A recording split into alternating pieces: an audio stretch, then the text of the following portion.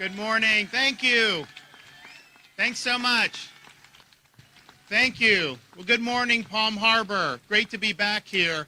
I just want to say, after listening to those essays, I was really impressed. And I know they got checks there, but I am publicly telling Florida's Commissioner of Education, Stasi Kamoutzis, who's doing a great job. We have additional funds. I know we give scholarships out. We're going to give more money to these kids for that because they deserve it. So we'll figure it out. We'll find a way. So make sure you talk to us, and we will get that done. And one of the things I appreciated about what they said, and Mark had mentioned it too, you'll often hear there were almost 3,000 killed, mostly Americans, but not all, almost 3,000 killed that day. And that's people that were in the towers, people in the Pentagon, people that were on the plane that crashed in Shanksville, Pennsylvania. But then, of course, the first responders who responded and were going into the burning buildings, many of whom were there when the buildings collapsed. And so they died. And it's obviously very important to recognize that.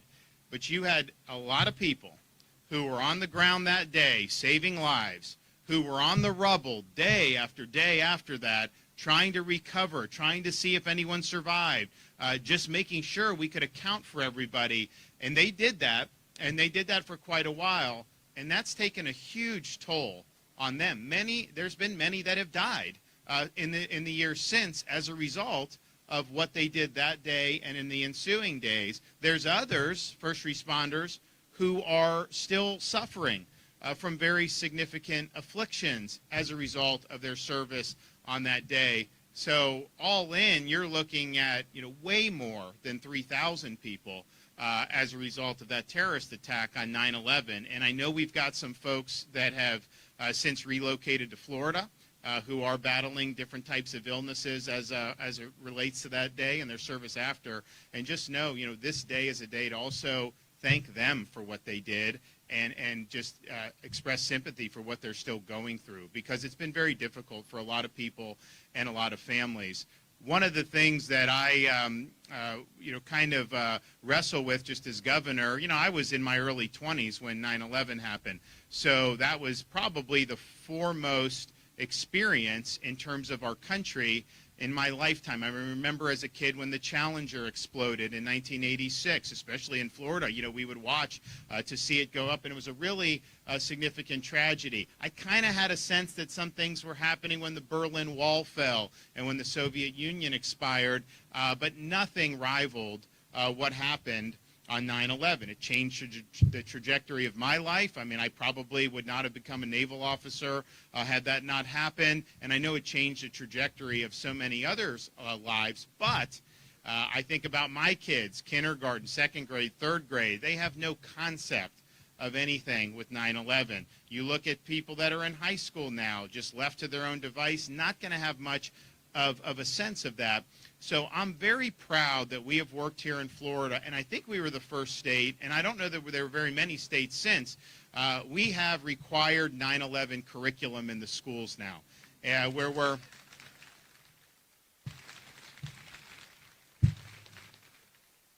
we're teaching our kids, one, just about the fact that we were attacked by an enemy that day. It was not a foreign army.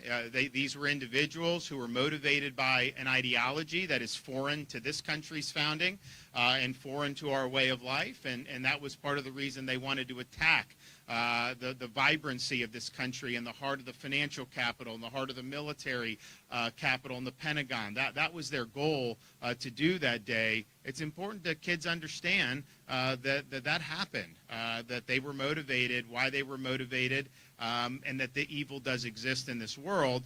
It's also important that our kids know that it is the worst attack that's ever taken place on American soil. The response you saw that day from NYPD, Port Authority, FDNY, what you saw with the military and the Pentagon, these were people, and even what you saw, and these people don't get as much credit, you had people that were working in the World Trade Center towers, business guys, executives, And there were a number of them who could have just simply left, but they were out there rescuing the other people in their office.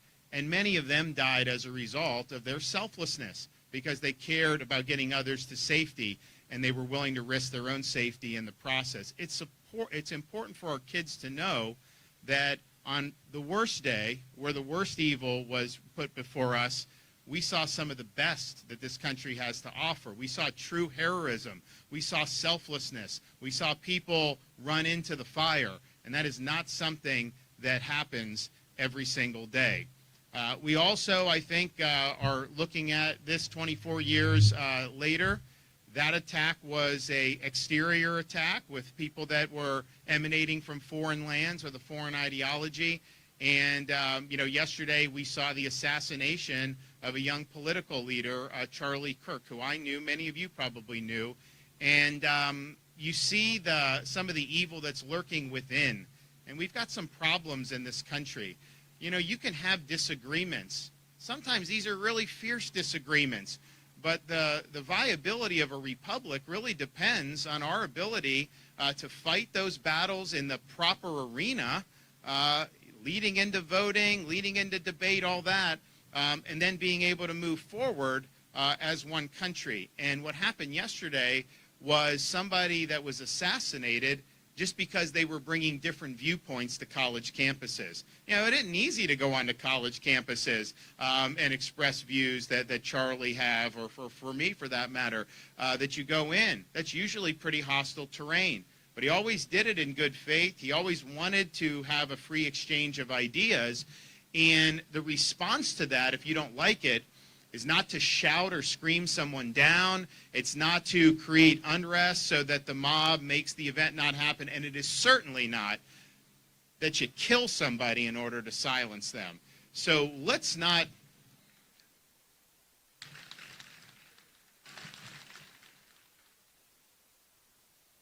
So as we commemorate the lives we lost that day because of that terrorist attack, and as we recognize the evil that was present in this country as a result of this external force and this external ideology, let's not now, 24 years later, succumb as a country to some of those forces inside our country who are really trying to upend what America's all about.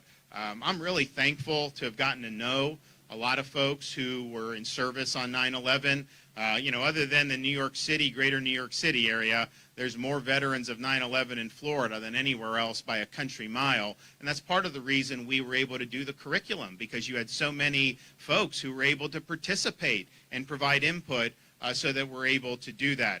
So here we are 24 years later. As a dad, my wife and I, we want to make sure our kids understand what happened that day and the significance.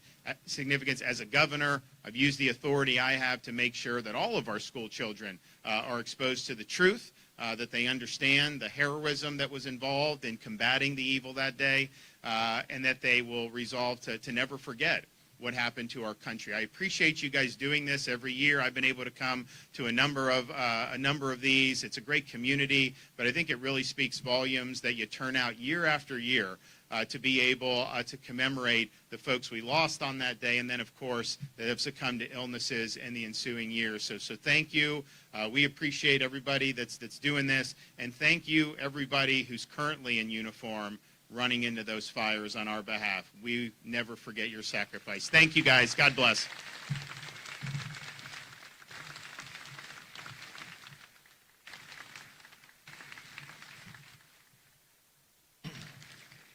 Thank you, Governor, for sure. Please welcome the East Lake High School Madrigal Singers, led by choral director Robert Nabel, to offer a special version of God Bless